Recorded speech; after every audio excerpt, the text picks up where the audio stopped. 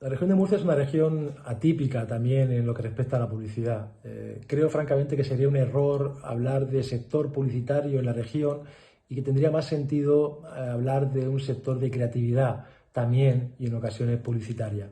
En la década de los 80 y los 90 los diseñadores ya practicaban una cierta hibridación e incluso se crearon modelos de agencia, estudio, que no disimulaban ese deseo de transitar de una manera cómoda por ambos territorios, el del diseño gráfico y el de la publicidad. Y salvo excepciones, eran muy pocas las empresas que se autodefinían como agencias y que realmente lo fueran. Yo creo que la gran revolución llegó a finales de la década de 2000, cuando una generación de jóvenes diseñadores gráficos, con una concepción del diseño más contemporánea, una evidente falta de prejuicios y grandes dosis de libertad creativa, empezaron a desarrollar proyectos que desde el diseño tenían un enorme potencial de comunicación, proyectos que hoy podríamos catalogar perfectamente de publicitarios si no fuera porque muchos de ellos carecían de un claro propósito estratégico.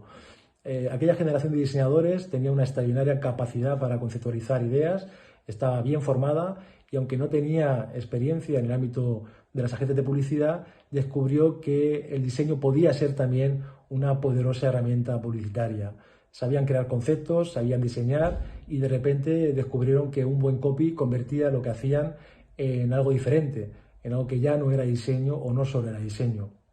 Yo lo recuerdo como una etapa realmente muy interesante, de una gran competitividad sana, muchas ganas de que el trabajo que se producía trascendiera más allá de unas fronteras que, aunque limitaban, también suponían un poderoso estímulo y sobre todo una proactividad que muy pronto se descubrió como esencial. Pero también un apoyo, todo hay que decirlo, muy importante por parte de la Administración, que se convirtió de alguna forma en el motor que alimentaba a este grupo de profesionales mediante encargos que no solo les permitía mantenerse con vida, sino que casi siempre dejaban mucha libertad creativa para el desarrollo de estas propuestas.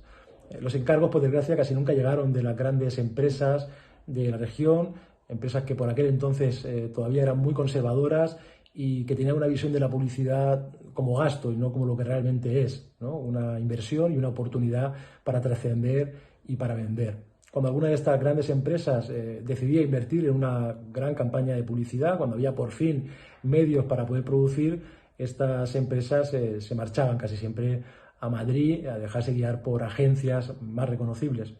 Y un sector publicitario solo es posible si existe también un sector empresarial que no solo entienda y asuma el valor de la publicidad, sino que esté dispuesto a invertir en ello.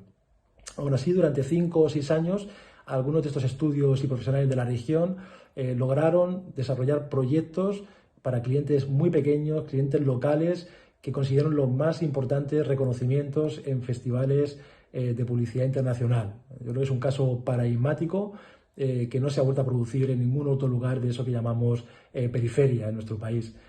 Los estudios de agencias de aquella etapa tenían características muy concretas. Por un lado, eran estructuras muy horizontales, poco profesionalizadas desde un punto de vista ortodoxo y donde, de una manera clarísima, quienes mandaban eran los creativos y no los ejecutivos, inexistentes en muchas ocasiones, como la figura incluso del comercial o la figura del planner, ¿no? tan importante para que ese potencial creativo esté al servicio de una estrategia. Eran los propios creativos los que recogían el encargo, eran los propios creativos los que trabajaban codo con el cliente, ganándose su confianza, haciéndoles partícipes del reto que representaba cada proyecto, y eran los propios creativos los que presentaban las propuestas y las defendían a capa y espada como si les fuera la vida en ello, sin intermediarios. Muchos de estos estudios siguen hoy trabajando en la región de Murcia, haciendo, yo creo, un trabajo muy reseñable, siguen aplicando esa visión híbrida de las ideas entre el diseño y la publicidad. Otros han desaparecido, desgraciadamente, o se han mezclado entre sí, intentando ser más fuertes para capear los temporales, y unos cuantos han decidido especializarse y buscar la excelencia en una tipología de proyectos más concretos, una especie de regreso al diseño más purista. Pero en mi opinión no hay un solo caso de aquel periodo de esplendor, de aquella generación, que se haya convertido realmente en un modelo reconocible y reseñable de agencia, seguramente porque en el camino